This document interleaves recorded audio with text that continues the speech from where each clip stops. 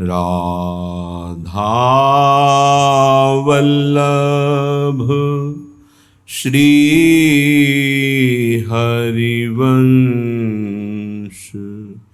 राधा वल्लभ श्री हरिवंश। वृंदावनेश्वरी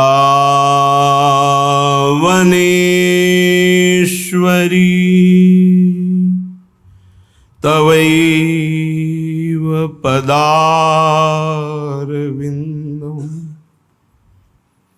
प्रेमामृतैकमकरन्द रसौघपूर्णम्। हृद्यर्पितं मधुपते स्मरतापमुग्रं निर्वापयत् परम शीतलमाश्रयामि। परम शीतल माश्रयामि।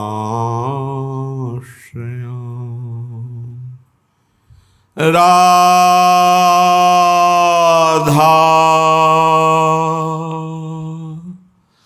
राधा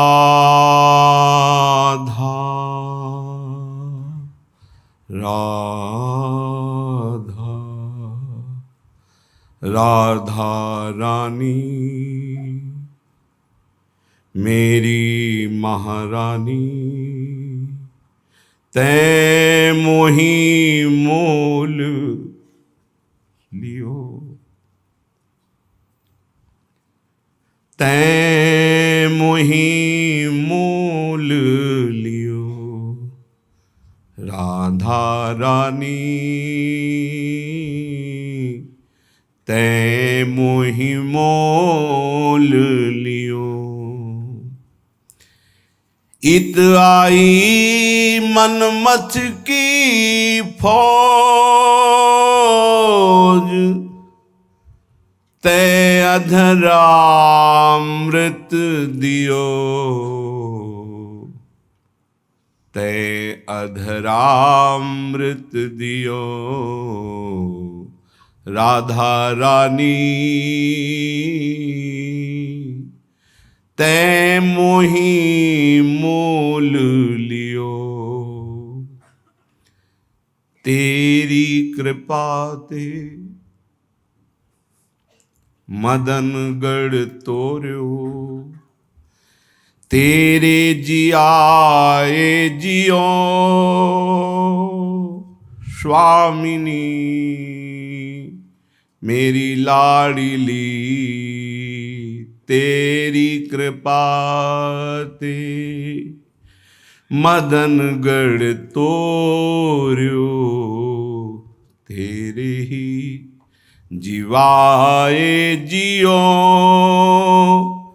रसिक बिहारी कहते हो प्यारी, धनी राधे तेरो हियो। धनी राधे तेरो हियो। तेरे जियाए जियो।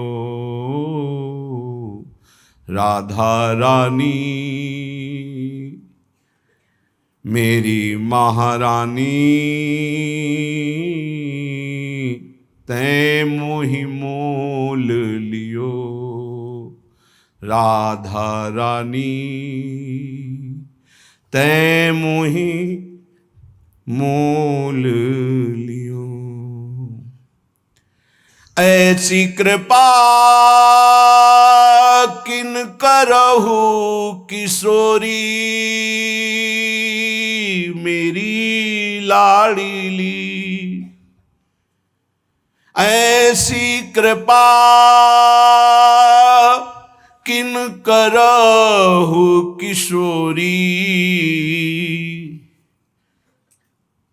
कृपा किन करहु किशोरी। उर्मे गड़े मनोहर मूरति, देखो माई सुंदरता की सीमा। जय श्री हित हरिवंश प्रताप रूप गुण वैबल श्याम उजागर।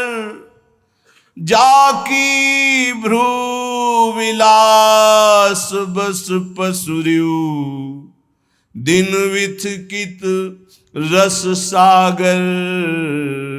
उर्मे गड़े मनोहर मूरति, मंदहास मुख थोरी किशोरी। ऐसी कृपा किन करहु किशोरी। हियरा नैन बाण सो बेधहु, हंसी हंसी भौं मरोरी मेरी किशोरी। घायल कर भटकावहु प्यारी, घायल करी भटकावहु प्यारी। झूमत निधुवन खोरी, बोलत राधा राधा गोरी किशोरी। ऐसी कृपा किन करहु किशोरी। जियरा टूक टूक होए जावे, इतनो जांचत भोरी। उर्मे गड़े मनोहर मूरति, मंदहास मुख थोरी मेरी किशोरी। लाडली प्यारी ऐसी कृपा किन करहु किशोरी। उपासक अपने उपास्य देव में तन मन प्राण सर्वस्व समर्पित कर देता है तो उपास्य देव उससे एक क्षण भी दूर नहीं रहते। यही उपासना का अर्थ है। सदैव अपने इष्ट के समीप रहना उपासना। समीप रहना भाव से, तन से। हमारा तन उनकी सेवा में, मन उनके भाव में, वाणी उनके नाम गुण कीर्तन गायन में, श्रवणेन्द्रिय उनके श्रवण गुणों का करना, नाम कीर्तन का करना, नाम जप का श्रवण करना, साक्षात भगवत स्वरूप हो जाता है। जो है वही प्रकाशित हो जाता है। ये भटकना इसी जन्म में सुधर सकता है, पशु पक्षी आदि योनियों में नहीं।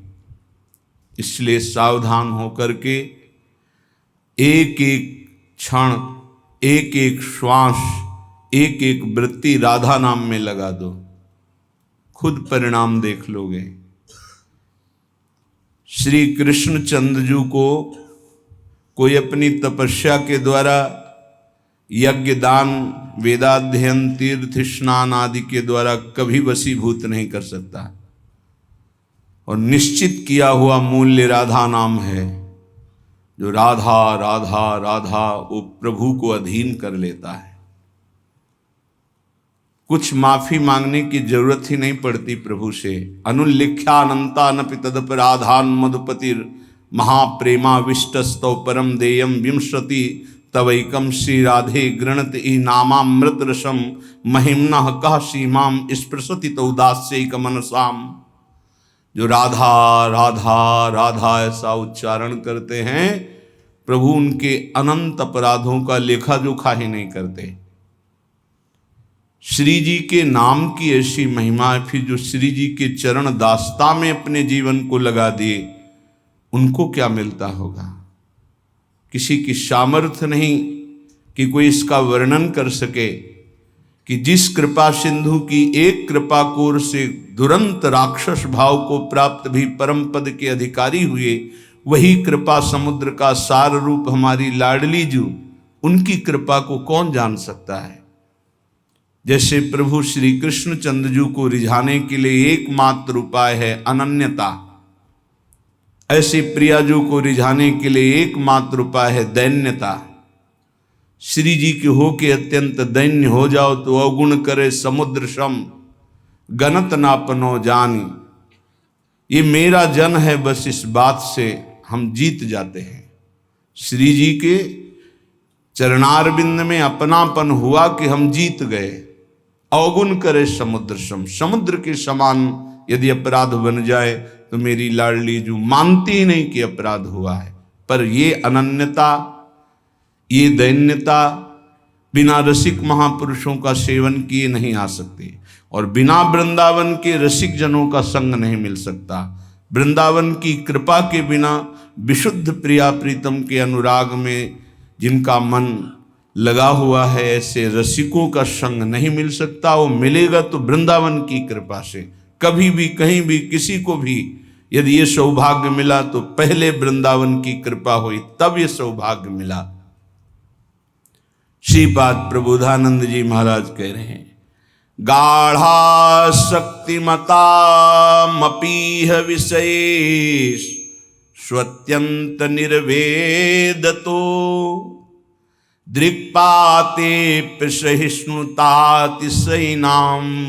योगे समुद्योगिनाम ब्रह्मानंद रसई कलीन मनसाम गोविंद पादाम्बुज द्वंद्वाविष्ट धियाम च मोहनमिदं वृंदावनम स्वैर्गुणैः। बड़ी महिमा की बात कह रहे हैं श्रीपाद प्रबोधानंद जी महाराज। स्वैर्गुणैः मोहनोपि, अपने प्रभाव से तुम्हारे मन और चित्त को मोहित करके प्रियालाल के चरणों में समर्पित कर देगा। ये वृंदावन का प्रभाव है। कैसे पुरुष का मन मोहित कर लेगा? तो कह रहे गाढ़ा शक्ति मतामपीह विषय अत्यंत निर्वेदता। यदि वो गाढ़ आसक्ति भोगों में उसके मन की है तो भी, घोर विषयी है तो भी उसे प्रियालाल के प्रेम में उन्मत्त कर देगा वृंदावन। तो हम कैसे जाने कि हमें वृंदावन स्वीकार कर लिया? जब कोई लाडली लाल के आसक्त चित्त रसिक से अपनापन हो जाए और वो अपनापन वो स्वीकार कर ले, ये मेरा है, बस आपका अपनापन इतना सुरक्षित और इतना सुदृढ़ हो कि रसिकों के हृदय में हो जाए कि ये मेरा है, ये अपना है, बस। वृंदावन मुखर है, बोलता है वृंदावन। कहां से? रसिकों की वाणी से। वृंदावन कृपा कटाक्ष करता है, कहां से? रसिकों की दृष्टि से। रसिक संग मिल गया हम पर, वृंदावन परम कृपा करके बरस रहा है, कृपा की वर्षा कर रहा है। अत्यंत वैराग्यवान के भी मन को, घोर विषयी के भी मन को दृक्पातेप्य सहिष्णुतातिशयिनो योगे समुद्योगिनाम, अत्यंत असहनशील को भी और अत्यंत सहनशील को भी, अत्यंत योग रहित कुयोगी को भी और अत्यंत महायोगी को भी, और ब्रह्मानंद रस में लीन ऐसे परम ज्ञानी को भी, और गोविंद के चरणों में आसक्त चित्त वाले भक्तों को भी मोहन मिदम वृंदावनम स्वैर गुणै, इतनी सामर्थ्य है कि इन सबको एक पंक्ति में घसीट कर प्रिया प्रीतम के चरणों का प्रेम प्रदान कर दे। घोर विषयी को भी, घोर बैरागी को भी, कुयोगी को भी, महायोगी को भी, अत्यंत असहनशील को भी, अत्यंत सहनशील को भी, ब्रह्मानंद रस में लीन को भी, गोविंद चरणारविंद की भक्ति से युक्त को भी प्रिया प्रीतम के प्रेम रस में निमग्न कर दे। ऐसी वृंदावन की सामर्थ्य है। वापी कूप तड़ाग कोटि भी रहो, दिव्यामृताभिर्युतम, दिव्योद्यत फल पुष्पवाटिकम अनंताश्चर्यवल्ली द्रुमन्, दिव्यानंत पतन मृगम वन भुवाम शोभाभिरत्यद्भुतम, दिव्यानेक निकुंज मंजुल तरम ध्यायामि वृंदावनम। बहुत जोर की बात कह रहे हैं, इसे जीवन में उतार लो। वृंदावन के सरोवर, कुसुम सरोवर, मानस सरोवर, अप्सरा कुंड, राधा कुंड, जितने कुंड हैं, जितने वापी हैं, जितने सरोवर हैं, इनका जो जल है वो दिव्याति दिव्य प्रियालाल के प्रेम को प्रदान करने वाला है। प्रार्थना है आपकी, जिसके भी कान में शब्द पड़ रहे हों, अगर वृंदावन से आप बाहर जाते हैं, बाहर से आए हैं, 2-4 दिन रुकेंगे, तो आप जरूर संग्रह करो। जाओ राधा कुंड जाओ, मानस सरोवर जाओ, श्याम कुंड, राधा कुंड, मानस सरोवर, मानसी गंगा, इनका जल एकत्रित करके एक पात्र में रखो, रोज आचमन करो। जहां भी रहो, देखो हृदय को प्रेम प्रदान करने के लिए ये बिल्कुल समर्थ है। हमारी प्रार्थना मान लो बात। ये वृंदावन है, यहाँ की रज लगाओ और कुंडों का जल, यहाँ जो वास कर रहे हो, यहाँ का जो पानी पीते हो, ये साक्षात प्रियालाल का चरणामृत है। ये गोपियों के आंसुओं से भींगी हुई भूमि है। यहाँ का जल कोई साधारण नहीं। वापी कूप तड़ाग कोटि भी रहो, दिव्यामृताभिर्युतई, दिव्य अमृत है, प्रेम प्रदान करने वाला। करोड़ों तीर्थ समानता नहीं कर सकते यहाँ के कूप के जल की, यहाँ के सरोवर के जल की, यहाँ के कुंडों के जल की। तुम्हें दिखाई देता है कि हरा बहुत ऐसा, क्योंकि माइक दृष्टि में तुम उसका स्पर्श भी न कर सको, ऐसी लीला की गई है। नहीं, तुम डरो मत, तुम्हारा स्वास्थ्य इससे नहीं खराब होगा। तुम्हारा स्वास्थ्य खराब होगा शराब पीने से, तुम्हारी दुर्गति होगी मांस खाने से, व्यभिचार करने से। हम ये नहीं कह रहे कि 1 लीटर ले पी जाओ, चरणामृत की तरह रोज, और थोड़ा 2 बूंद माथे पे रोज डालो। वृंदावन वास कर रहे तो भी स्नान के बाद रोज सर पे डालो, 2 बूंद आचमन करो, थोड़ी रज शरीर में लगाओ। देखो प्रियालाल का प्रेम स्फुरित होने लगेगा। ये जो कहा जा रहा है इसको करो, ये औषधि है, भवरोग की औषधि। अगर कोई मरने जा रहा हो, अगर उसके मुख में गंगाजल डाल दे तो कहते हैं उसका कल्याण हो जाता है। गंगाजल कहां से निकला है? प्रभु के चरणों का धोवन है। गांगम वारि मनोहारि मुरारि चरण अच्युतम त्रिपुरारि शिरश्चारि पापापहारि पुनातमाम, जिसे भगवान शंकर अपने सिर पर धारण करते हो, हमारे श्री कृष्ण का चरणामृत है। फिर यहां इन कुंडों में तो जल केली करते हैं प्रियालाल, ये इनके घर के, इनमें स्नान करते खेलते हैं। और लाखों करोड़ों भक्तों का चरणामृत है, लाखों करोड़ों भक्तों का, जिनकी तुम दर्शन भी नहीं कर सकते, वो राधा कुंड में स्नान करते, वो मानसरोवर में स्नान करते हैं। जिनके चरण नहीं छू सकते, वो चरणामृत भरा हुआ है मानसरोवर में, राधा कुंड में, मानसी गंगा में। आप अगर कृपा होगी तो हमारी बात पर विश्वास करोगे जो श्रीपाद कह रहे हैं, नहीं तो सुनोगे और हटा दोगे। ये औषधि, ये भावरोग की अचूक औषधि, इससे तुम्हारा नाम जप बढ़ेगा, प्रिया प्रीतम में प्रीति होगी, तुम्हारे पाप नष्ट होंगे, संकट दुख निवृत्ति। ये क्योंकि पाप से ही दुख होता है, विपत्ति होती, संकट होते हैं। पाप नष्ट हो गए तो आनंद में जीवन हो जाएगा। माना ये शरीर जो रचा गया है पूर्व पाप पुण्य से, तो शरीर के भोगों को भोगने की क्षमता भी भगवान के भजन से आती है। और भजन ऐसे पवित्र जल के पान करने से होता है, पवित्र रज के लगाने से होता है, पवित्र संतों का संग करने से भजन बढ़ता है, भजन पचता है और भजन की दिव्यानुभूतियां प्रारंभ हो जाती हैं। श्रीपाद कह रहे हैं, ये तो हुआ जल की बात। अब वृंदावन के जो चमत्कारी वृक्ष लता हैं, अगर कहीं सौभाग्य से इनका आलिंगन करने की बात आ जाए और उनको राधा राधा राधा राधा राधा राधा ऐसे सुनाओ नाम, इनको वृक्ष मत समझो, ये वृक्ष नहीं है, वृक्ष रूप में परमहंस हैं। इनकी कृपा हो जाए तो वो वस्तु प्राप्त होती जो किसी साधन से नहीं। ये वृंदावनवास वृंदावन की लता की कृपा से हुआ है। अनजाने ढंग से कोई आश्रय नहीं है, एकांत क्षेत्र कोई नहीं था, जो वट वृक्ष है रासमंडल पर, भाव हमें तो कुछ पता ही नहीं था, तब तो हुए ही नहीं थे श्री जी के प्रगट रूप में। अंतर में तो जन्म जन्मांतर से उन्हीं के हैं, चाहे जितना भटक ले, जो जहां का है वहीं आके विश्राम प्राप्त करता है। तो ऐसे लपट कर खूब रोए कि मुझ गरीब को वृंदावन वास मिल जाए। ना हमारा यहाँ किसी से परिचय है, ना हमारे पास धन है, ना हमारे पास कोई बल है। अगर आप कृपा नहीं करोगे तो फिर हमको यहाँ से जाना पड़ेगा, और यहाँ से जाने का मतलब है मृत्यु। जैसे मछली को जल से निकाल दो तो परिणाम क्या होगा? मृत्यु।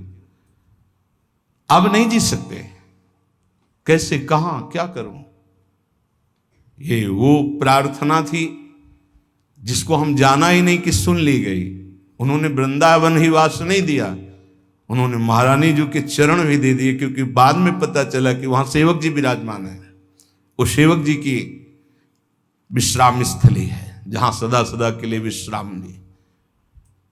अलौकिक वृक्ष, बड़े चमत्कार, अनंताश्चर्य वल्ली द्रुमम, अनंत आश्चर्य में।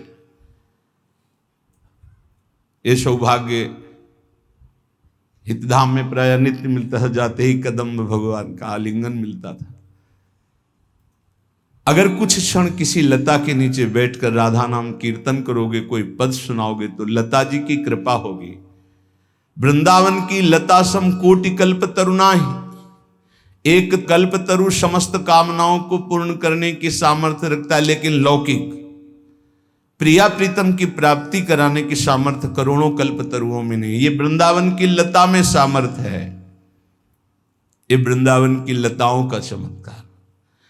और वृंदावन के दिव्या अनंत पतन मृगम वन भुवाम शोभाभिरत्यद्भुतम, यहां जो भूमि पे गिरे हुए लौटते हुए दिखाई दे रहे ना, सूकर कुकर, ये जानते हो कौन है?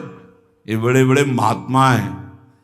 श्रीपाद प्रबोधानंद जी मांगते हैं मुझे नाली का कीड़ा बना दो, हरिराम व्यास जी कहते हैं हम मुझे स्वान बना दो। यहाँ के कुत्ता सुअर कोई साधारण नहीं, धामवासी ये चिदानंद भाव वाले महापुरुष प्रियालाल की रज का इस भेष में सेवन कर रहे हैं।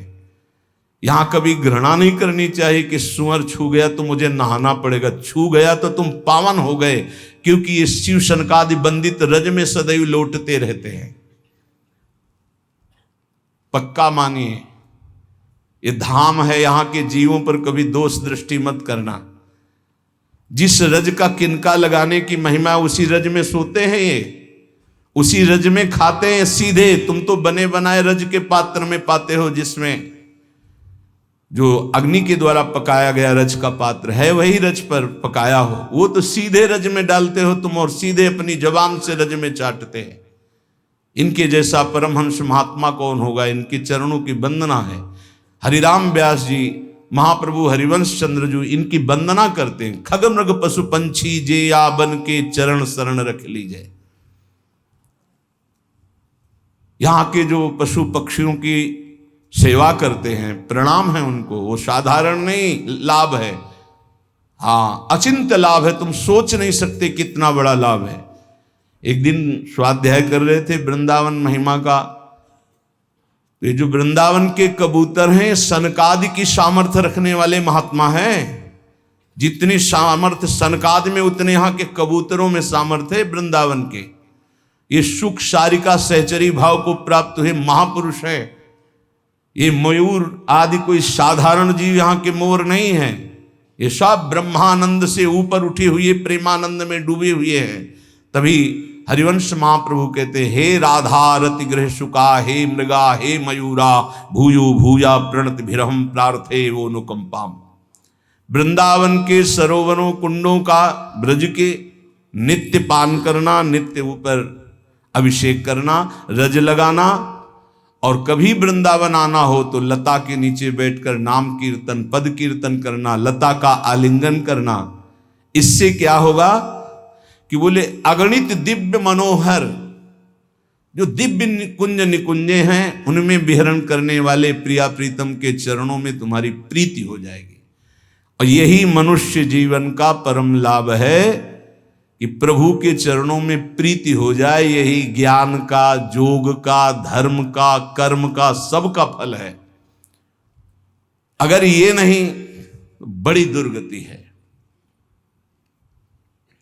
एक बड़ा पशु चलने में असमर्थ, उसके गुदा द्वार से पीछे से कई नोच नोच के उसे खा रहे हैं, और वो केवल चिल्ला रहा है, ना भाग पा रहा, ना कोई बचाने वाला नहीं। साहब ऐसे जिंदा पीछे से नोचे। अब जब तक उसके प्राण रहेंगे कितना भयानक कष्ट पा रहा है।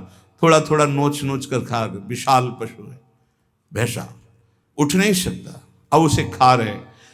जितना छक जाएगा पेट वो चला जाएगा, दूसरा आएगा खाएगा वो चला जाएगा, जब तक उसके प्राण नहीं निकलेंगे। भयंकर कष्ट पा रहा है। ये प्रत्यक्ष यहाँ की दशा है। नरक आदि की तो कितनी उद्धार कर लो मानव जीवन में, ये मनोरंजन के लिए नहीं है। बहुत भयावह संसार है जिसे तुम देख नहीं पा रहे हो।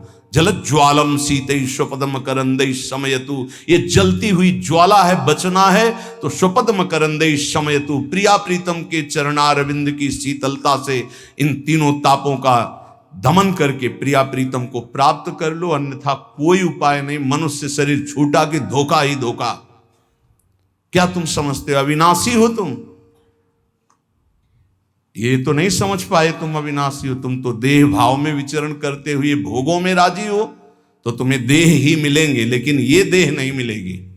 बार बार ये देह नहीं मिलती। रसिक शिरोमणि श्री ध्रुवदास जी महाराज कह रहे हैं, बार बार तो बनत नहीं यह संजोग अनूप, मानुष तन वृंदा विपिन रसिकन संग विरूप। बहुत बढ़िया अवसर है, अभिमान न करो, प्रार्थना मान लो। ये जो महापुरुषों की वाणी, संतों की वाणी है, ये आपके परम मंगल के लिए है। ये किसी स्वार्थ से युक्त नहीं है। ये तुम्हारे परमार्थ को, परम अर्थ, परम सुख प्रदान करने वाली है। महाप्रभु श्री श्री कृष्ण चैतन्य देव जी अपनी भक्त मंडली में निज जनों के बीच में कह रहे हैं, महाप्रभु ने कहा कोई भी हो यदि वैष्णव अपराध करेगा तो चाहे कितना तपस्वी भजनानंदी क्यों न हो, मैं कहता हूं कि उसकी निष्कृति कभी नहीं हो सकती, कल्याण नहीं हो सकता, उसकी दुर्गति पक्की होगी। चाहे वो साक्षात देवादिदेव महादेव जी के समान क्यों न हो, यदि वो वैष्णव अपराध करेगा तो उसके सारे सुकृत नष्ट हो जाएंगे और वो महान संकट में फंस जाएगा। सिद्धांत है जब तुम माया के पीछे भगोगे तो कभी नहीं मिलेगी, छाया छूने को मिलेगी। और जब तुम माधव के पीछे भगोगे तो माया तुम्हारे पीछे मारी घूमेगी। ईमानदारी से यदि भगवान का आश्रय लेकर भजन करने लगो तो माया तो पीछे घूमे, भगवान की दासी है, मां की तरह सेवन करने लगती है, दुलार करने लगती है। जो महापुरुषों के आंतरिक वैभव को नहीं जानते हो, बाहरी वैभव के प्रलोभन से आए हुए भारी अपराध कर देते हैं। महाप्रभु चैतन्य देव जी कह रहे हैं, वैष्णव संतों का अपराध करने वाले की निष्कृति नहीं होती। साक्षात देवादिदेव महादेव जी के समान हो और वैष्णव अपराध करे तो तत्क्षण वो नष्ट हो सकता है। नवदीप में एक देवानंद नाम के बड़े विद्वान भागवताचार्य पंडित थे, बड़े ही विद्वान पंडित थे।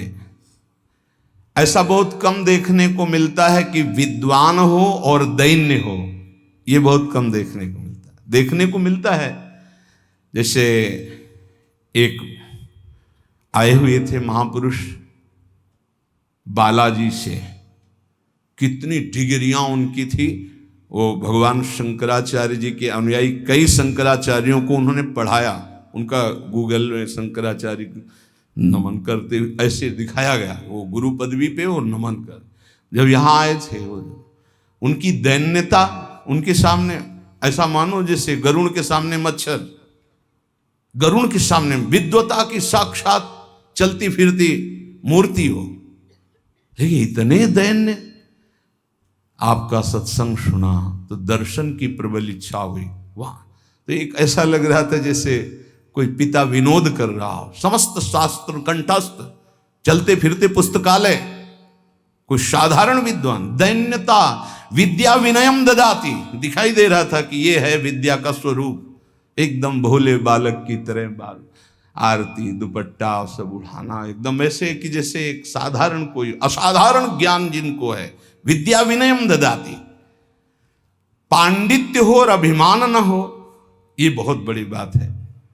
तो ये बड़े ख्याति प्रसिद्ध विद्वान थे, पर कहीं न कहीं विद्या का गर्व था। और महाप्रभु नवद्वीप में ही प्रकट हुए।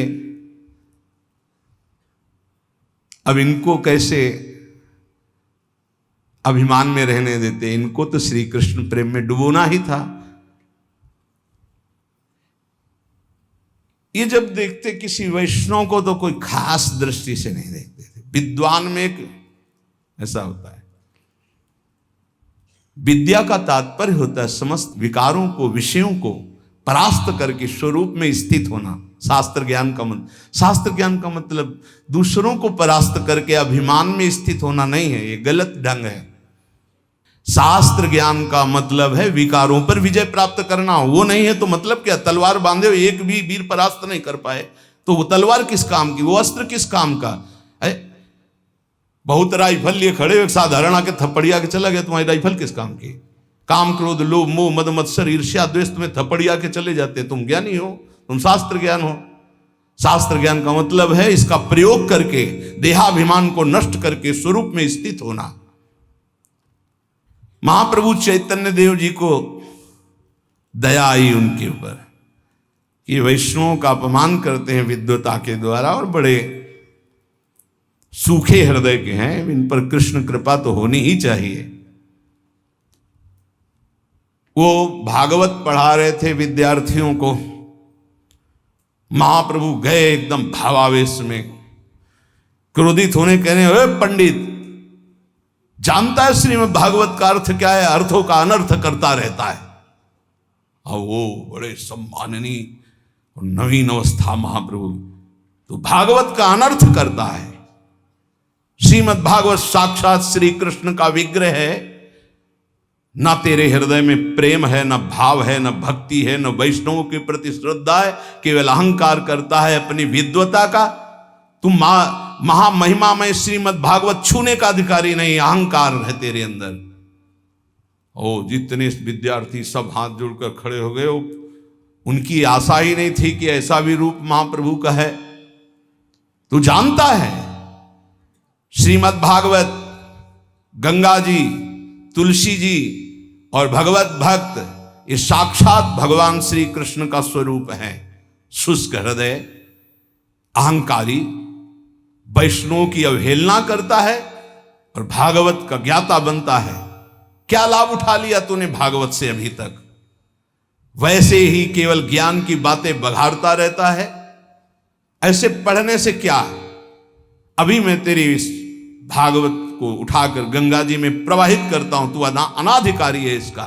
महाप्रभु भावावेश में ग्रंथ पकड़ने के लिए दौड़े, भक्तों ने पकड़ लिया। प्रभु शांत होइए, शांत होइए। भावावेश में प्रभु है, सब प्रभु को घेरे हुए हैं। प्रभु को ले गए एकांत, काफी देर फिर एकदम हा कृष्ण, हा कृष्ण कहा। प्रभु आप तो वहां नहीं, हमें स्मृति नहीं। ये क्या श्री कृष्ण लीला, चलो हम उनसे क्षमा मांगते हैं। चल, महाप्रभु के विचित्र भावावेश के रूप होते थे, विचित्र भावावेश के रूप। महाप्रभु आए, देवानंद उनका नाम था, भागवत प्रवक्ता का, और वो तो सुन्न पड़े थे एकदम, मतलब उनका दिमाग का ही काम नहीं कर रहा था। जब महाप्रभु लौट के आए तो कहा कि तुम्हें ऐसा लगता होगा कि हमने तुम्हारा, लेकिन तुमको एक दिन की घटना याद है? श्रीवास कथा सुनने आए थे और वो भावावेश में हो गए थे, क्योंकि श्रीमद् भागवत अक्षर अक्षर श्री कृष्ण का रूप है। और जब श्रीवास जैसे महाप्रेमी बेहोश हो गए तो तुमने अपमानित करके उठवा के बाहर फेंकवा दिया था उनको। हमें लगता है श्री कृष्ण ने तुम्हारे उसी अपराध का मार्जन करने के लिए ये लीला की। जो तुमने बुरी तरह से वैष्णव तिरस्कार किया था, एक कृपा मनाओ कि आज तुम्हारा वो अपराध मोचन हो गया। देवानंद जी बहुत विद्वान तो थे ही, उन्होंने प्रभु के चरणों में नमन किया, कहा प्रभु वास्तविक केवल हमें बुद्धि में केवल ज्ञान है शास्त्रों का, उसका कोई भाव नहीं, उसकी कोई स्थिति नहीं है। दैन्य बहुत प्रिय होता है प्रभु को भी और प्रभु के जनों को भी। चरणों में जे ही गिरने लगे से उठा लिया, जे ही हृदय से लगाया कि जो अभी तक इनको पढ़ने लिखने से नहीं प्राप्त हुआ था वो प्राप्त हो गया। तत्काल हृदय में प्रेम का उद्रेक हुआ और प्रभु के चरणों में साष्टांग लौट गए। प्रभु की कृपा हुई, नाम कीर्तन शुरू हुआ, उसी दिन से परम प्रेमी महाभागवत बन गए। प्रभु ने अपने निज जनों को भजन की प्रणाली की शिक्षा देते हुए कहा कि ये भगवान नाम तभी फलीभूत होता है जब अपने को सबसे दीन समझा जाए। नाम जापक अपने को सबसे दीन समझे, मैं सबसे नीच, ओ ऐसा आप सत्य मानिएगा। जो नाम जापक है वो कोई बनावटी नहीं कि वो बनावटी बोलते मैं अधम हूं, मैं दीन हूं, मैं नीच हूं, ऐसी बात नहीं। अनुभव होता है प्रभु की कृपा कहाँ और कहाँ मैं नीच, ऐसा दोनों का तारतम्य अनुभव होता है। अहंकार के कारण आपको अनुभव में नहीं आ सकता, लेकिन जब अहंकार रहित होगे तो दिखाई देगा कहाँ प्रभु की अपार कृपा और कहाँ अपनी अधमता, दोनों का। देखो स्वामी जी महाराज श्री ललिता जी के अवतार हैं, श्री स्वामी हरिदास जी, और अपने सिद्धांत पद में कह रहे हैं मोसो ना बिगारन को और तोसो ना संवारन को, तो ही मोई पड़ी हो। अब विचार करो, हरिवंश महाप्रभु हित सजनी के अवतार हैं, वो कह रहे हैं क्वाहम तुच्छा परम मधमा प्राण हो गर कर्मा। कहा मैं तुच्छ अधम अपराध करने वाला हूं, कहा ये नाम, ये राधा नाम तो सिर्फ वृंदावन की महिमा जो मेरे हृदय में स्फुरित हो रहा है। क्या है ये कोई साधक है, कोई संत है? ये तो साक्षात भगवान आचार्य रूप में अवतरित होते हैं। तो जब जब होए धर्म के हान, सेवक जी महाराज हरिवंश महाप्रभु के लिए लिखते हैं, जब जब होए धर्म के हान तब तब तनु धरि प्रगटत आन, जान और दूजो नहीं।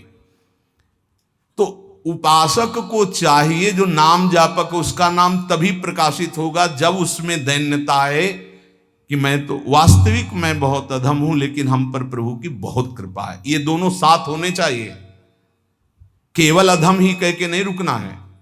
देखो हनुमान जी महाराज परम ज्ञानी महाभागवत, असमय अधम सखा सुनु, रुक नहीं गए, पर मोहू पर रघुबीर, देखो मेरे ऊपर कितनी कृपा, यद्यपि मैं अधम हूं, ये बात ध्यान देनी। नाम जापक उपासक तभी दिव्य ऊंचाई पर पहुंचता है जब तरण से भी अपने को नीचा समझता है। बहुत सहनशील होना चाहिए नाम जापक को, नाक में गुस्सा नहीं होना चाहिए। और ध्यान रखना, भजन करोगे तो ये आ जाएगा, सही ढंग से चलोगे तो नाक में गुस्सा आ जाएगा, क्योंकि अभिमान स्फुरित होगा जो अंदर है, उसको दमन करने के लिए गुरु शासन में रह जाता है। त्रिभुवन में कोई दूसरा नहीं है जो भजन का अभिमान नष्ट कर सके, केवल गुरु नष्ट करते हैं। एकमात्र अहंकार पर अगर हथौड़ा कोई मार सकता है ज्ञान का तो केवल गुरुदेव है, दूसरा तो ऐसे ही बोलेगा, लेकिन वो सीधा प्रहार उसी अहंकार पर। बहुत सहनशील उपासक को गुरुदेव की कृपा बना देती है।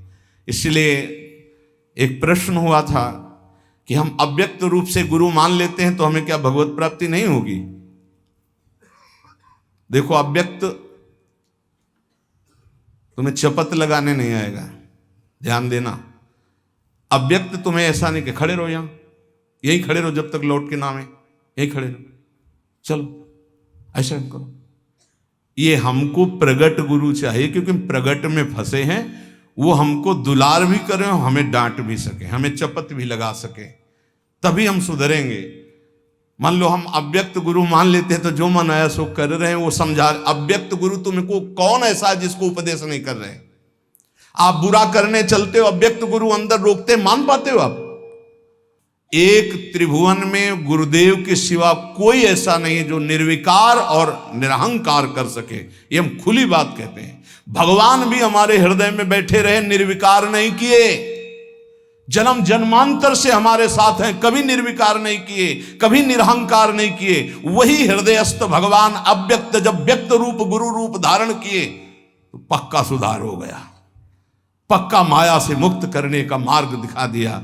नहीं तो हाथ उठा कहते चाहे सर के बल खड़ा होकर तप करे, अहंकार पे कोई फर्क नहीं पड़ता। 10-10 हजार वर्ष तक खड़े रहे, जटाओं में घोंसले बन गए, चिड़िया बैठी, तुम कितने साल जियोगे? सारा अहंकार मिट्टी में, सब ज्ञान है तो क्या हुआ? केवल जल पी के रहे तो क्या हुआ? कितने ऐसे पशु पक्षी जल आहार करते हैं, उनको भगवत प्राप्ति हो गई। हर अहंकार की धज्जियां गुरुदेव उड़ाते हैं। और जब गुरुदेव का ऊपर वरद हस्त नहीं रहता तो सिद्धता का नाटक शुरू हो जाता है, नाटक शुरू हो जाता है। इसीलिए अत्यंत दैन्य भाव वास्तविक जब आएगा तो गुरुदेव के चरणों में आएगा। पक्का समझो, हम आपको हृदय की बात कहता हूं, जब तक गुरुदेव की कृपा नहीं तो 2 बातों पर विजय नहीं प्राप्त की जा सकती। विकारों पर षड विकार जित, ये गुरुदेव की कृपा, और अहंकार रहित होना केवल गुरुदेव की कृपा। ये दैन्यता केवल गुरुदेव। ये खूब अंदर की बात कह रहा हूं, खूब साधन मार्ग में चल के कह रहा हूं। जब तक गुरु कृपा नहीं होगी प्रगट गुरुदेव की, तब तक 2 बातों पर विजय नहीं प्राप्त की। एक तो विकार और दूसरे अहंकार। बहुत सहनशील होना, सहनशील गुरुदेव बनाते हैं, ठोक ठोक के हर जगह, जहां कमजोर हो वहीं पीट पीट के।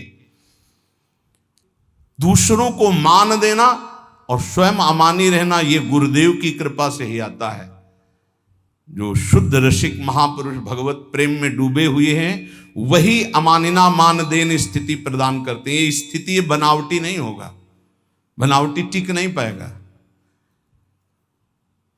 चाहे जितना भारी विद्वान तपस्वी पांडित्य से युक्त क्यों न हो, जब तक वो अपने को तृण से नीच नहीं समझता, सहनशील नहीं होता, दूसरों को सम्मान देना, स्वयं अमानी रहना, तब तक उसमें भगवत भाव का प्रादुर्भाव नहीं होता। ये बात बहुत ध्यान देने की है, नहीं खाली भटकना पड़ेगा। ऐसे हमसे बनते रहेंगे कि अंधा बटे और पड़ा चबाए। भजन करना कठिन, करके बचाना कठिन, बचा के पचाना कठिन। उपासक को चाहिए कि भूख लगे तो आधा पेट भोजन कर ले, प्यास लगे तो जल पी ले। जो विरक्त है उसे सदैव अपने साधन पथ को पुष्ट करते रहना चाहिए। अपने भजन, अपने साधन, अपना संयम, अपना ब्रह्मचर्य। कलयुग में सरल, सहज, महामहिम, परम सिद्धि प्रदान करने वाला नाम है, नाम। एक बहुत बड़े विद्वान थे, महाप्रभु चैतन्य देव नाम जी की महिमा वर्णन कर रहे थे, तो उसने कहा ये सब हम नहीं मानते, ये शास्त्रों में अर्थवाद कहा गया है। अर्थवाद कहते हैं कि फल स्तुति का वर्णन है, ऐसा वस्तुता नहीं है। इतना सुनते ही महाप्रभु ने कानों को ऐसे अंगुली से बंद किया और कहा कृष्ण कृष्ण कृष्ण कृष्ण कृष्ण, श्री हरि श्री हरि श्री हरि श्री हरि। कितनी बड़ी पाप की बात कह दी और हमने सुन लिया। अरे नाम की तू निंदा कर दिया, सुनने मात्र से पाप लगता है। चलो सब चलो, वस्त्र सहित गंगा स्नान करो। इस अपराधी के मुख से नाम की ऐसी अवहेलना सुनने के कारण हम सब अपवित्र हो गए। महाप्रभु सब के सब वस्त्र सहित सचेल, सचेल में कहते हैं कि वस्त्र सहित, वैसे ही गंगा स्नान किया। फिर गंगा जी में ही खड़े होकर के महाप्रभु भक्तों को कहने लगे, भाई तुम सच्ची मानो अखिल कोटि ब्रह्मांड नायक श्री कृष्ण के एक एक रोमकूप में असंख्यों ब्रह्मांड है। उन श्री कृष्ण को अधीन करने की सामर्थ्य श्री कृष्ण का नाम रखता है। मैं गंगा में खड़े होके कहता हूं, पक्का पक्का। ये विद्वता भी बहुत कभी कभी भगवान से विमुख कर देती है।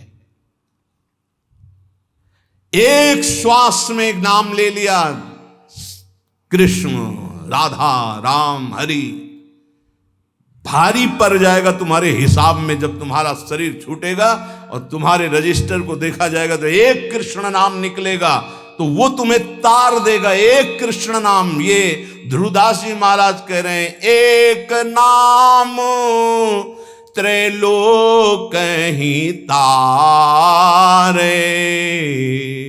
जो ना ले सो जन्म ही हारे। पूरे जन्म में यदि भगवान नाम नहीं लिया तो व्यर्थ चला गया जन्म। और जिसने एक बार कृष्ण कहा, राधा कहा, हरि कहा, भारी पड़ जाएगा।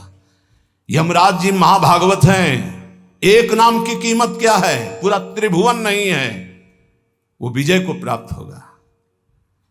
असंख्य ब्रह्मांडों के स्वामी अजित को जो जीत ले वो है नाम।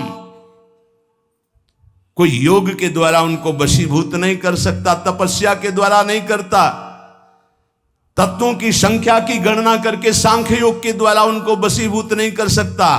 अगर कोई आज तक वशीभूत किया है तो नाम जापक ने किया है। सुमीर पवन सुत पावन नामू, अपने बस कर राखे नाम। ये नामापराध में 10 नामापराध में एक अपराध है नाम में अर्थवाद की भावना करना। इसलिए जो भक्ति विहीन, उनकी कभी बातें नहीं सुननी चाहिए। बड़े बड़े मंत्रों का जाप, तपस्या, पूजा पाठ, यज्ञ, दान, अनुष्ठान कोई भी नाम की बराबरी नहीं कर सकता।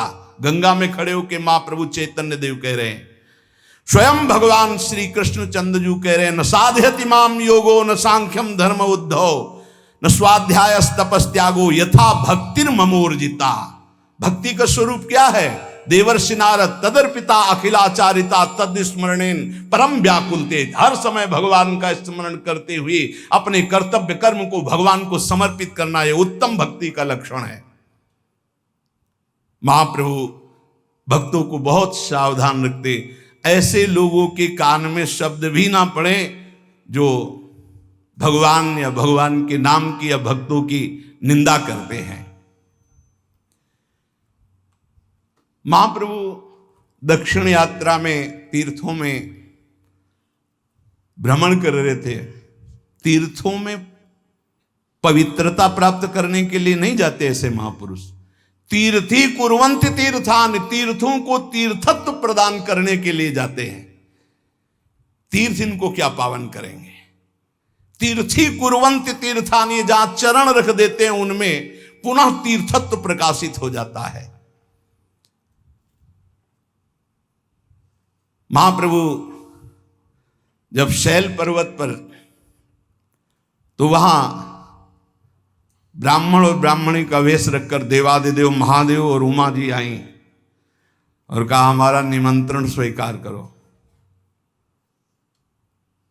महाप्रभु ने निमंत्रण स्वीकार कर जब पाया तो अमोघ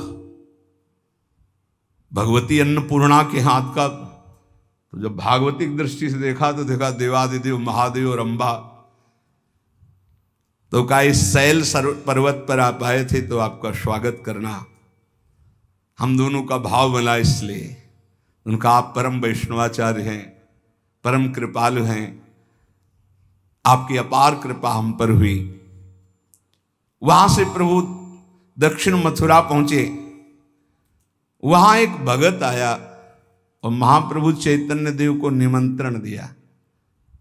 बहुत ही फटे पुराने कपड़े से महाप्रभु ने देखा, उसकी बहुत ऊंची स्थिति थी, बस ओंठ हिल रहे थे, सीताराम सीताराम सीताराम ऐसा निकल रहा था। वो रोता रोता बोला, प्रभु मुझ गरीब का निमंत्रण स्वीकार करें। प्रभु ने कहा, भाई कहाँ है तुम्हारा घर? तो बताया ये घर है। तो बोले फिर कै बजे आ जाएं? तो बोले 12 बजे आ जाओ प्रभु। सीताराम सीताराम, 12 बजे आ जाओ। प्रभु ने बहुत आनंद हुआ, क्योंकि उसकी स्थिति देखी लगी, परम वैष्णव के हाथ से पाले को मिलेगा। मध्याह्न में प्रभु 12 बजे उस घर में पहुंचे तो रो रहा था बैठे। महाप्रभु ने देखा कोई धुआं नहीं, कोई रसोई नहीं, कोई भोजन नहीं, कोई घर में और है नहीं, वही अकेले बैठे भगत जी और रो रहे हैं। महाप्रभु तो प्रेम की परम पारखी है, जौहरी है। महाप्रभु ने गंभीर मुद्रा में कहा, आपने प्रसाद नहीं?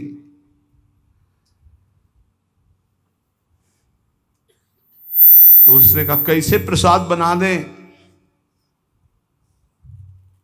लक्ष्मण जी तो राम जी की खोज में चले गए, सियाजू को रावण हरण कर ले गया, कैसे प्रसाद बना दें? महाप्रभु समझ रहे थे कि भाव में माता जी को रावण ने छू लिया। कैसे छू लिया? महाप्रभु उसके भाव का रसास्वादन कर रहे, चिल्ला चिल्ला कर रोने लगा, हा सीता माता, हा सीता माता। महाप्रभु प्रेम में उन्मत्त होकर उसको छू रहे हैं। वाह, धन्य है तुम्हारी स्थिति। वस्त व्यस्त भाव से उठा, कहा धन्य क्या है, हमारी तो माता को रावण हरण कर ले गया। और फिर 3-4 घंटे में थोड़ा सा महाप्रसाद उबाल पाया, पकाया। प्रभु ने 1-2 कौल पाया और कहा कि तुम इतना दुखी क्यों हो रहे हो? उसने कहा कि स्वामी जी आप जानते नहीं, जगत जननी सीता माता को दुष्ट रावण ने क्यों छुआ, क्यों उठा करके ले गया? मेरी माता कितनी दुखी है, आप देख पा रहे हो। वो उस लीला में डूबा हुआ है और फपक फपक कर जोर जोर से रोने लगा। महाप्रभु भी एकदम भावावेश में हो, क्योंकि आंसुओं में दम होती है, जो प्रेम के आंसू होते हैं। महाप्रभु अपने को संभाल रहे हैं कि अगर भाव में आ गए तो इसको कौन संभालेगा।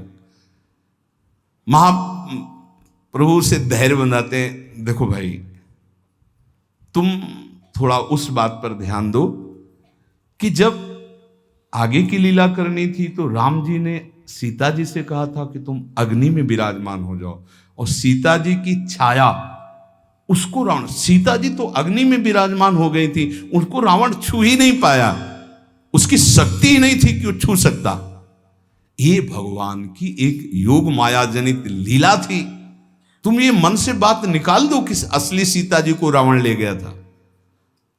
महाप्रभु ने बड़ो धैर्य बंधाया, थोड़ा प्रसाद अपने हाथ से पवाया। देखो कैसा नाम का प्रभाव, सीताराम सीताराम, कैसे लीला में प्रवेश है, कैसा रूप जागृत है।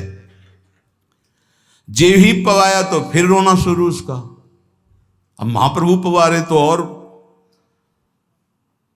महाप्रभु ने वाल्मीकि रामायण की प्रतिलिपि में दिखाया कि देखो इस वहीं उसके पास देखो इसमें लिखा है।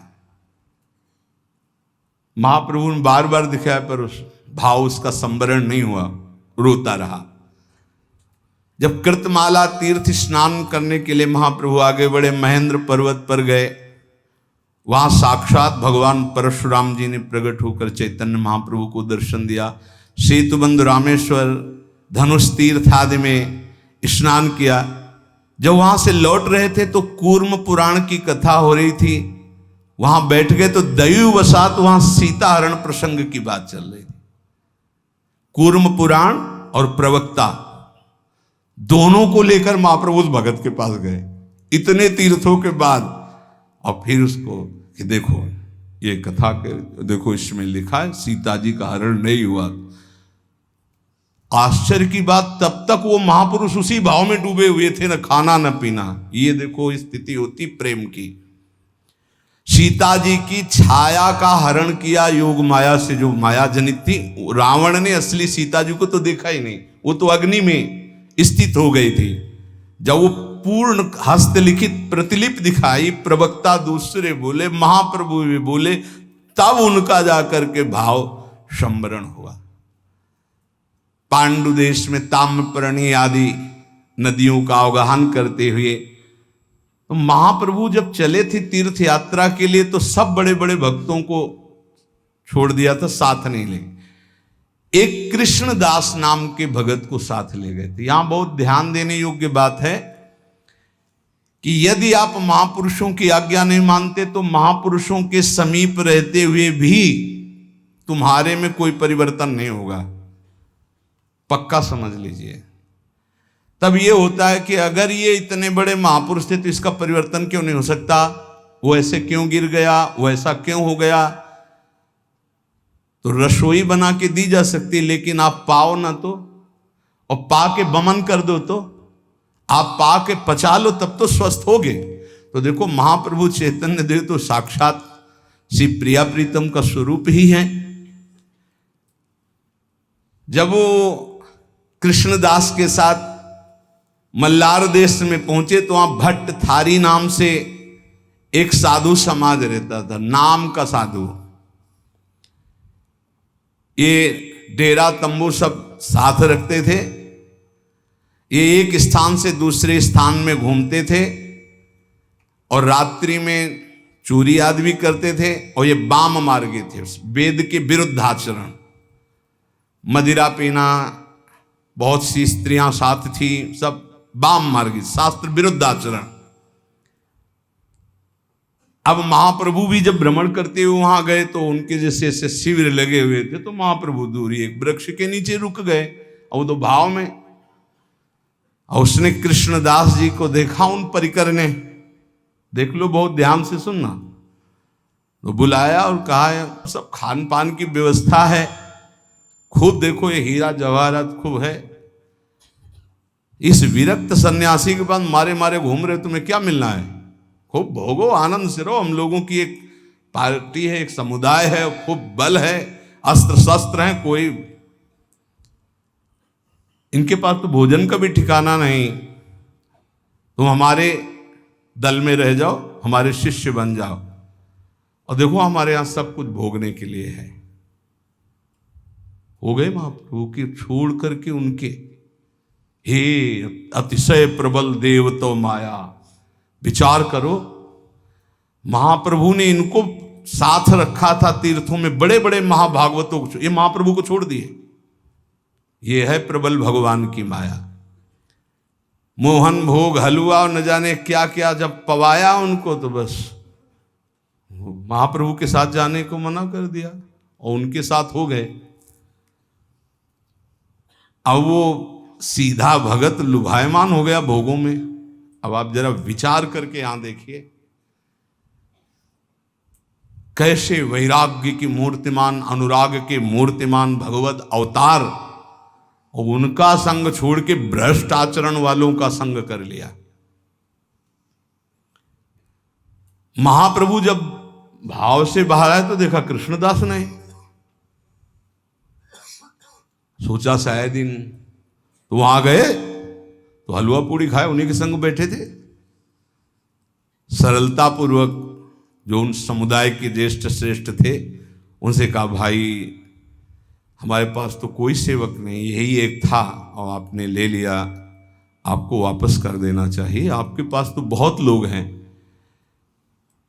ये मेरा साथी बहुत भोला भाला है, इसलिए आपने बहला लिया इसे।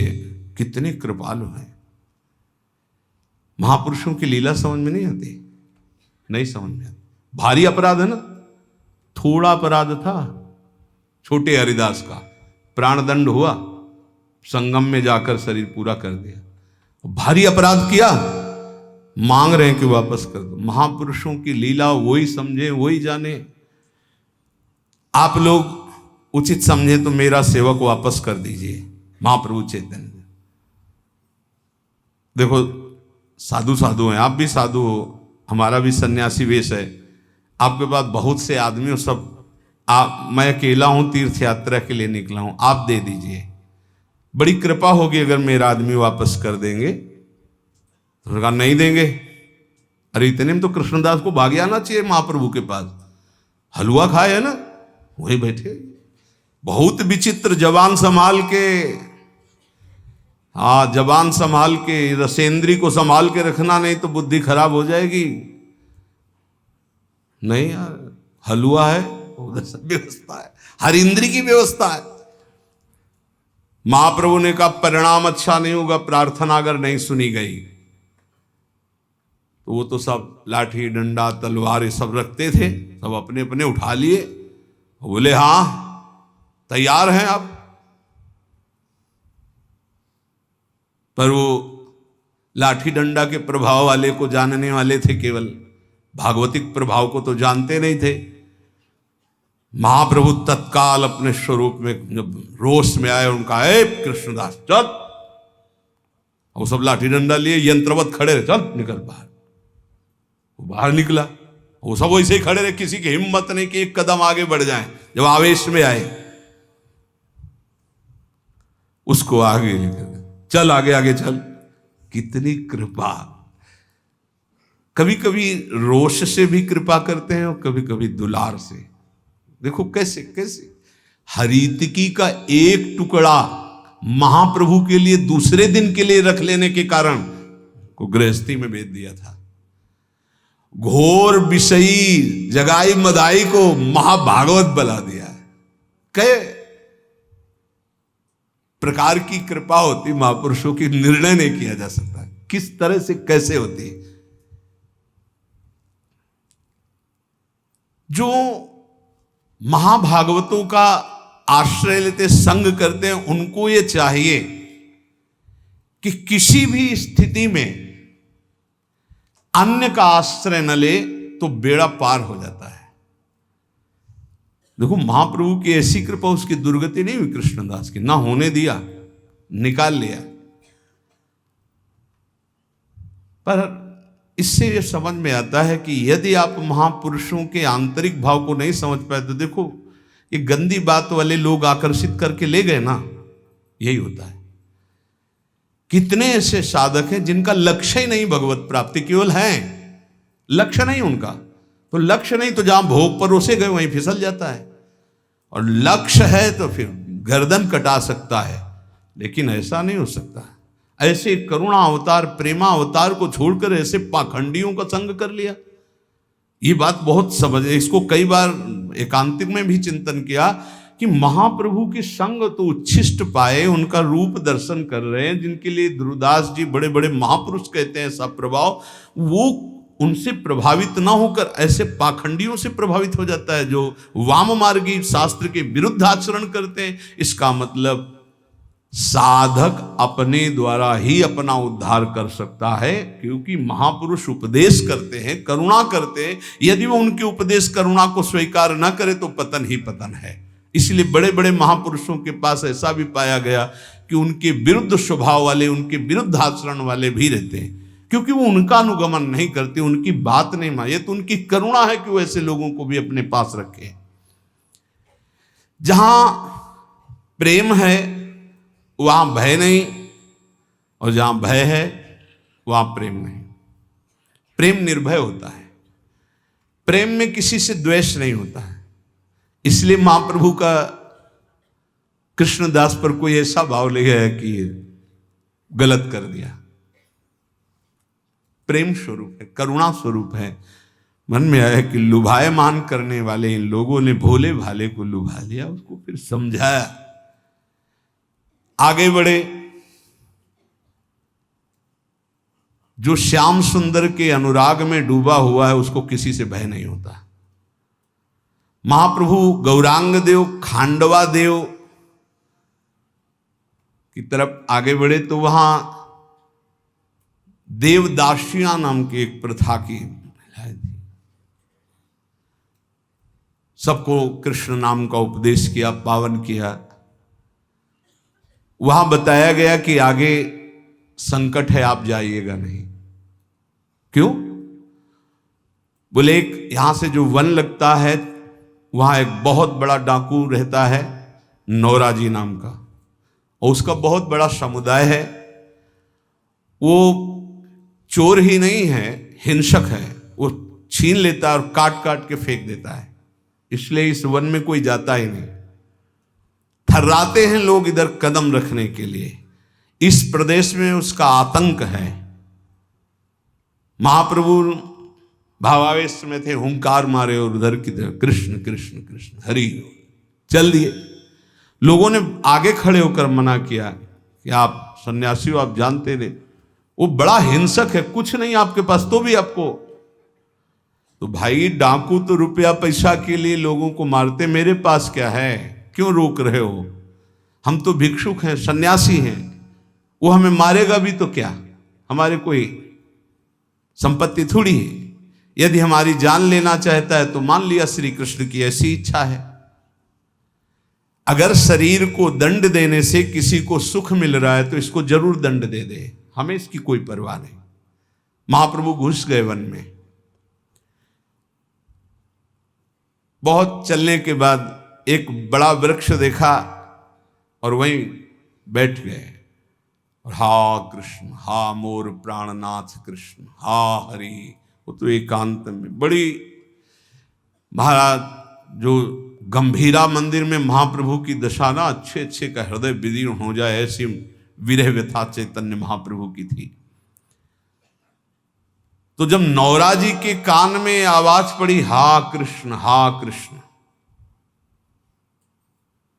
तो उसने अपने आदमियों से कहा कौन आ गया इस जंगल में और इतना निर्भय है कि गाना गा रहा है। वो तो आसुरी प्रवृत्ति का था। तो बताया गया कि एक सन्यासी हैं, एक वृक्ष के नीचे पड़े हैं और कुछ उनका होगा, वो गा रहे हैं।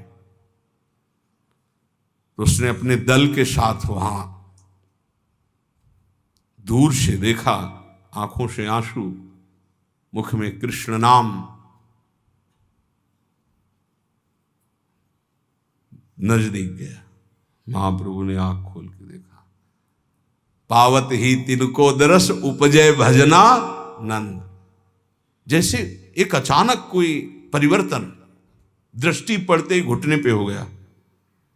अब जब सरदार घुटने पे तो सब घुटने पे, अपने आप हाथ जुड़ गए और कहा आप हमारे घर पधारे हैं तो भोजन पा लीजिए। ये वो आदमी है जिसको जिंदा काट डालता है कुछ मिले या ना मिले, नौरा डाकू। प्रभु को भोजन का निमंत्रण, लोग भय दिखाए थे। महाप्रभु ने कहा भैया हम तो सन्यासी हैं, वृक्ष तल ही ठीक है, और रही भोजन की बात तो हम भिक्षा मात्र से उदर पोषण करते हैं। आपकी ऐसी भावना बनी तो कोई जंगल का फल आदि ले आए, यही हमें दे दे तो हम पा लेंगे। अपने आदमियों को तुरंत आदेश किया तो कुछ जंगली फल। महाप्रभु प्रेम विभोर होकर नाच रहे हैं, हा कृष्ण शरीर का ज्ञान नहीं है, गदगद कंठ में भगवन नाम उच्चारण। आसपास से घेर कर पूरा दल बैठा हुआ है। महाप्रभु के आंसुओं का और कृष्ण नाम उच्चारण का ऐसा प्रभाव कि रो पड़ा वो ये। और महाप्रभु से कहा प्रभु मुझे क्षमा कीजिए, क्षमा कीजिए, मैं महापापी हूं, हजारों लोगों को काटा है। और धीरे धीरे सकिल कर महाप्रभु के चरणों की तरफ और कहा आप ये जो बोल रहे हैं ये सुनने में इतना अच्छा लग रहा है, आज से मैं नियम लेता हूं कभी किसी को नहीं मारूंगा। उपदेश नहीं देना पड़ रहा। ये नाम का प्रभाव देखो, नाम का प्रभाव। क्या मैं भी ये गा सकता हूं जो आप गा रहे हैं? पता नहीं, आपको देखने से ऐसा लग रहा है कि मैं बहुत नीच हूं, पापी हूं, बहुत पाप किए हैं। यही बात आती है महापुरुषों के दर्शन से। प्रभु अपने साथ रख लोगे हमें? महाप्रभु बोले कि आपका मन राजी हो गया इसमें? बोले प्रभु मन तो बाल्याकाल से हिंसा में राजी रहा है, और इस समय हमारी 60 वर्ष की अवस्था है। कोई दिन ऐसा नहीं जिस दिन मैं हिंसा न करता हूं। आज तक कभी मेरे मन को कोई परिवर्तित नहीं कर पाया, पर पता नहीं आपके दर्शन से क्या मुझे लग रहा है, क्या आप थोड़ी हमें अपने चरण स्पर्श करने की अनुमति देंगे?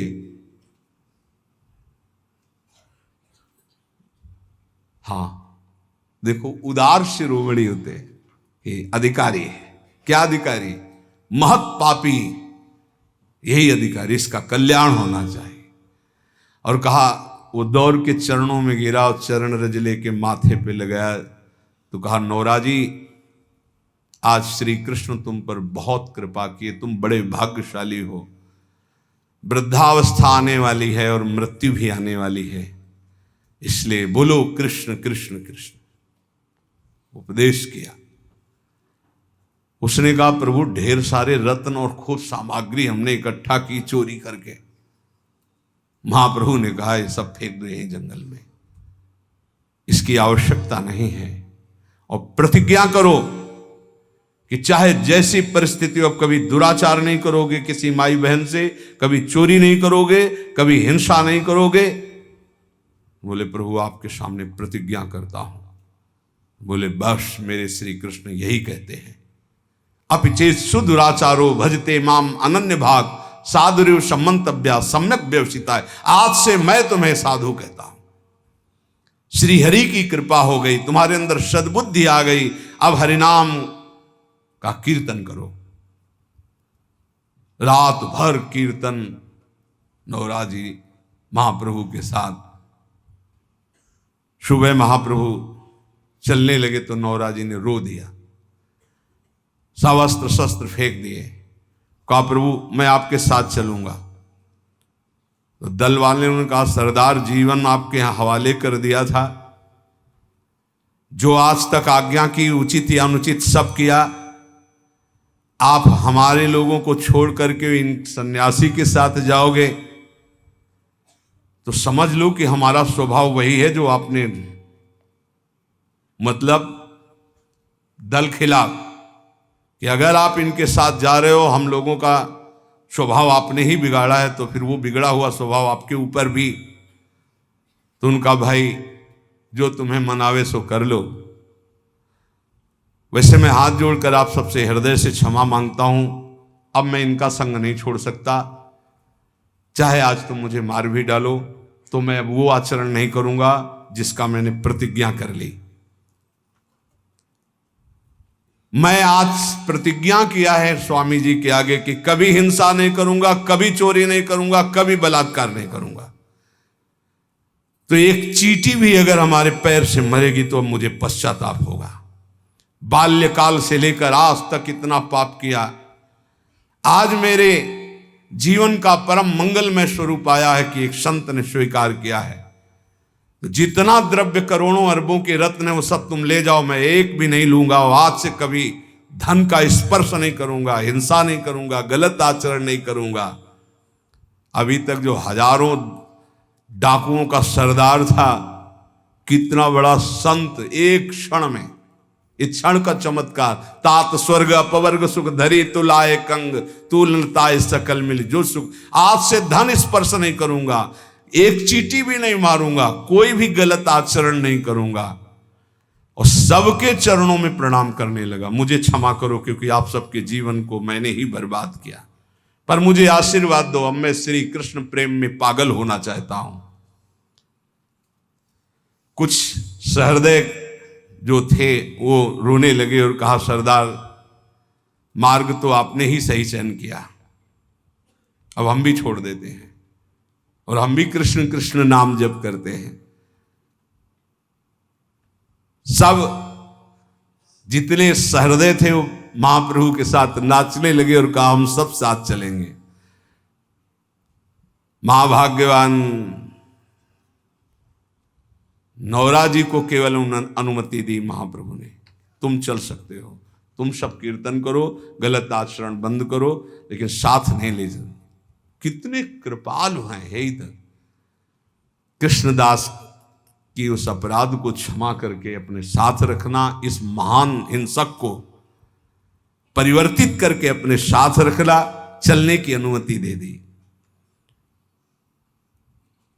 कृष्णदास और नौरा जी और महाप्रभु आनंद से नृत्य करते हुए चल रहे। महाप्रभु ने अपने जनों को शिक्षा दी कि कोई कितना भी तुम्हारी निंदा करे, क्षमा शस्त्रम करे यस्य दुर्जना किम करिष्यति अतृणे पतितो वह्नि स्वयमेवोप शाम्यति। वैष्णव के पास एक महान अस्त्र है जिससे वो दूसरों को परास्त करता है। क्या? क्षमा। ध्यान देना, ये वो अस्त्र है जो सांप से भी भारी है। उमा क्षमा सापहुते भारी, अपने कर्म जाय अपकारी तुम्हें। क्षमा शस्त्रम करे यस्य दुर्जना किम करिष्यति। क्षमा रूपी शस्त्र का प्रहार करो, अर्थात क्षमा कर दो। दुर्जन लोग तुम्हारा बिगाड़ नहीं सकते क्योंकि भगवान है। जैसे तिनका जलकर भस्म हो जाता है, ऐसे ही दुर्जन लोग अपने आप सापहुते भारी। वैष्णव को क्षमा करना चाहिए। कहते हैं कि जैसे छात्र क्लास में पढ़ता है, जब उसकी क्लास बदलने का समय आता है तो उसकी परीक्षा होती है, ऐसे साधु वैष्णव की परीक्षा होती है। क्या परीक्षा होती? उसको गाली दी जाएगी, अपमान होगा, निंदा होगी। ये ध्यान देना, ये परीक्षा अगर पास हो गए क्या, क्षमा और शांति, तो आगे क्लास में पहुंच जाओगे भूमिका में, नहीं फिर नीचे बने रहोगे। इस लोक में तुम्हारी चाहे कोई कितनी निंदा करे, तुम उसकी निंदा मत कर देना। निंदा को सहन करना। निंदा दो प्रकार की होती है, एक अपवाद और एक प्रवाद। महाप्रभु चैतन्य देव कहते, अगर बुरा काम तुमने किया और फिर उसकी निंदा हो रही है तो ठीक हो रही है, तुम्हें बचना चाहिए, उसमें भी तुम्हें नाराज होने की जरूरत नहीं। और अगर तुमने बुरा काम नहीं किया और तुम्हारी निंदा हो रही तो बहुत ठीक हो रहा है। तुम्हारा भारी प्रारब्ध जो शरीर में दंड मिलने वाला था वो निंदा के द्वारा काटा जा रहा है। भगवान की विशेष कृपा है। दोनों स्थिति में, प्रवाद और अप्रवाद में भी, तुम्हें किसी तरह क्रोध नहीं करना है।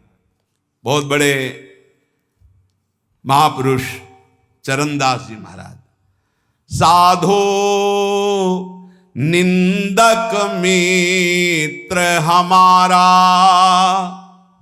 निंदक को निकटे ही राखो, हो न देऊ न्यारा, साधो निंदक मित्र हमारा।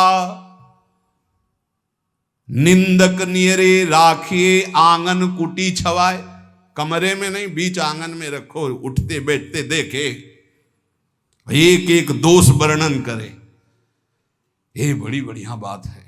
निंदा करने वाले भारी पापों का नाश कर देते, बात मान लो। पर जब निंदा होती है तो ऐसे लगता है जैसे दिया सलाई पेट्रोल डाल के लगा दी गई हो, नहीं छाती। और उसके प्रति यही आएगा कि अगर तप होता तो राखी करके दिखा देते लोगों को। हाँ, ये अगर अंदर वृत्ति है तो भगवदानंद की अनुभूति नहीं होगी। ध्यान रखना, सहना पड़े अपवाद और प्रवाद। अपवाद यदि गलती हुई है उसकी निंदा हो रही तब तो ठीक ही हो रही, उसमें क्या बोलना है। और अगर गलती नहीं हुई निंदा हो रही तो बहुत ठीक हो रहा, तुम्हारे प्रारब्ध का नाश हो रहा, पूर्व प्राप्त जो शरीर को दंड मिलता और निंदा देके भुगता दिया गया। कह रहे निंदक को निकट ही रखो, बढ़िया सुविधा देके रख सकते हो, प्रशंसा वाले को रखा जाता है नजदीक। खड़े हो माइक में। तो आप लोगों के बीच में हम ये बड़े गर्व से कहते हैं कि पूज्य महाराज जी का सानिध्य हमारा परिवर्तन कर दिया, और हम ठीक है। और वही माइक से बोलने लगे बड़ा दुर्भाग्य इनका संग मिला। दृष्टि लो बदल जाए तो कह दे ला, बड़े बड़ों की बात होती है, छोटों की नहीं। निंदा में अच्छे अच्छों की दृष्टि बदल जाती है, रौद्र दृष्टि हो जाती है। जो निंदा होने पर शांत रहे वो स्थिति प्रज्ञ महात्मा होता है। पूज्य बात उड़िया बाबा जी महाराज, जैसे कोई विदेशी भाषा में हमको गाली दे, हमें पता ही नहीं क्या बोल रहा है, मुस्कुरा के चल देंगे। जब हमारी भाषा में हमको गाली दे और हम ऐसे मुस्कुरा के चल दे, बिल्कुल बुरा ना लगे, तो समझो स्थिति आई है। पाछे निंदा करियग धोवे, सुनि मन मिटे विकारा। जैसे सोना तापी अगिन में, निर्मल करे सुनारा। साधो निंदक मित्र हमारा। ये निंदक लोग कितने कृपालु हैं। ये पीछे से निंदा करते हैं और क्या करते हैं, समस्त विकारों को उसके मिटाकर ऊपर उठा देते हैं। पक्का निंदा सह गए तो भूमिका बदल जाएगी। बहुत कठिन है निंदा सहना, बहुत कठिन है। निंदा सह गया तो द्वंद्व सहने की ताकत आ जाएगी। स्तुति बहुत अच्छी लगती, नहीं लगती। बगल से निकल के कोई भी ये कह रहा कि बड़े भाग्य हैं इसे महात्मा के दर्शन, और कान में पड़े तो ऐसा लगता है बर्फ की सिल्ली रख गई, नहीं। और जब कोई न कोई प्रणाम न कोई नमस्कार और कटु वचन बोले, फिर उसके हमारा नम्र भाव, ये हमारी वैष्णवता, ये साधुता है। क्या करते, जैसे अग्नि में तपाकर सोना शुद्ध होता है, ऐसे निंदा करके ये लोग हमारे पापों का नाश करके हमें ऊंची स्थिति प्रदान करते। तो कौन बड़ा हुआ, जो हमें स्तुति करके नीचे गिरा दे या जो निंदा करके ऊपर उठा दे। जो ऊपर उठा दे तो निंदक मित्र हमारा। बोले घन अहरन कसी हीरा, निबटे कीमत लक्ष हजारा। कांच और हीरा की पहचान कैसे होती, एक घन में पहचान होती। घन लोहे का एक हथौड़ा जैसा होता है, और उसको ऐसे रख के पक्की जगह पे लोहे पे, और ऊपर से घन मारो, अगर नकली हीरा है तो छार छार हो जाएगा, और असली हीरा है तो कुछ फर्क नहीं पड़ेगा। तो बोले असली संत में जहां गाली गलौज निंदा अपमान करो कोई फर्क नहीं पड़ा, अगर टूट गया तो नकली हीरा था, असली हीरा नहीं। घन अहरन कसी हीरा, निपटे तो कीमत लक्ष हजारा। ऐसे जाचत दुष्ट संत को, करन जगत उजियारा। साधो निंदक मित्र हमारा। ये भगवान से मिलाने वाले बनते, निंदा करने वाले। ये दुष्ट जन जो निंदा करते हैं, ये हमें भगवत प्राप्ति कराते हैं। इनके चरणों में कोटि कोटि प्रणाम। ये संसार में फंसने नहीं देते, छोटी सी छोटी गलती सामने रख करके हमको भगवान से मिला देते हैं, हमारे पापों का नाश कर देते हैं, हमारी बाधाओं का नाश कर देते हैं। जोग यज्ञ जप पाप कटन ही तू करे, सकल संसारा। और बिन करनी मम करम कठिन, सब मेटे निंदक प्यारा। कितनी बढ़िया बात। बड़ी बड़ी साधनाओं से पाप नष्ट करने का प्रयास किया जाता है, लेकिन निंदक, हम कुछ प्रयास भी नहीं कर रहे, हमारे सारे पाप नष्ट कर रहा है निंदा करके। कितना प्यारा मित्र है। बिन करनी मम करम कठिन, सब मेटे निंदक प्यारा। सुखी रहो, ये कोई संत ही बोल सकते हैं। ये केवल संत हृदय बोल सकता है। सुखी रहो निंदक जग माही, रोग न हो तन सारा, हमारी निंदा करने वाला उतरे भव निधि पारा। ये कोई महात्मा ही बोल सकता है, दूसरे की ताकत ही नहीं। कह रहे हैं निंदक सुखी रहो, इस लोक में तुम्हारे शरीर में कोई रोग ना हो, और मेरी निंदा करने वाला परलोक में भगवान को प्राप्त हो, ये मेरा आशीर्वाद है। क्या संत है, क्या इनका हृदय कौन जान सकता है। सुखी रहो निंदक जग माही, रोग न हो तन सारा, हमारी निंदा करने वाला उतरे भव निधि पारा। साधो निंदक मित्र हमारा। निंदा जो कर रहे हैं, निंदक के चरणों की स्तुति भाखों बारंबारा, चरण दास कहे सुनियो साधु, ये निंदक साधक भारा। ये निंदा करने वाले भगवान की प्राप्ति कराने में बड़े सहायक हैं। हे साधु, कभी इनकी निंदा मत करना, जो तुम्हारी निंदा करे तुम सह जाना, तुम्हें भगवत प्राप्ति करा देंगे, पक्की बात। इसलिए महाप्रभु चैतन्य देव अपने श्रीमुख से कह रहे हैं कि यदि लौकिक और पारलौकिक उन्नति प्राप्त करना चाहते हो तो तुम अपनी निंदा की कभी अवहेलना मत करना। तुम्हारी निंदा हो रही, बड़े प्यार से चुपचाप सुन लेना और क्षमा कर देना, तो तुम इस परमार्थ के क्लास में ऊपर उठ जाओगे। यदि जीवन में किसी के कोई दैवी संपदा की विशेषता और मां भागवती गुण पाए गए हैं तो उन्होंने जीवन में बहुत कष्ट सहा है, गालियां सही है, मारपीट सहे, अपमान सहे हैं, तब जाकर वो जैसे स्वर्ण तपाने पर चमकता है ऐसे वो चमकते हैं। उपासक को लौकिक पारलौकिक उन्नति प्राप्त करने के लिए निंदा, अपमान, तिरस्कार सहना होता है। ये सहने की सामर्थ्य, फिर कह रहा हूं, सदगुरु कृपा पात्र में आती है। जो सदगुरु प्रदत्त नाम जप करता है, मंत्र जप करता है और उनके चरणों में दैन्य होके रहता है, उनकी आज्ञा में रहता है, तो ये सब जितनी सामर्थ्य देवी संपदा की वो सब जागृत हो जाती है। खूब नाम जप करें, सहनशील बने, सहनशील ही भगवान को आशय उदार धीरज सहित विवेकी।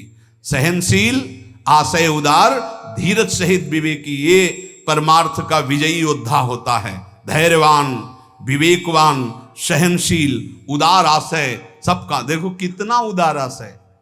कह रहे हैं जो हमारी निंदा करे कभी अस्वस्थ ना हो, सुखी रहे, जब शरीर छूटे तो भगवान को प्राप्त हो, भवनिधि से पार हो जाए मेरी निंदा करने वाला।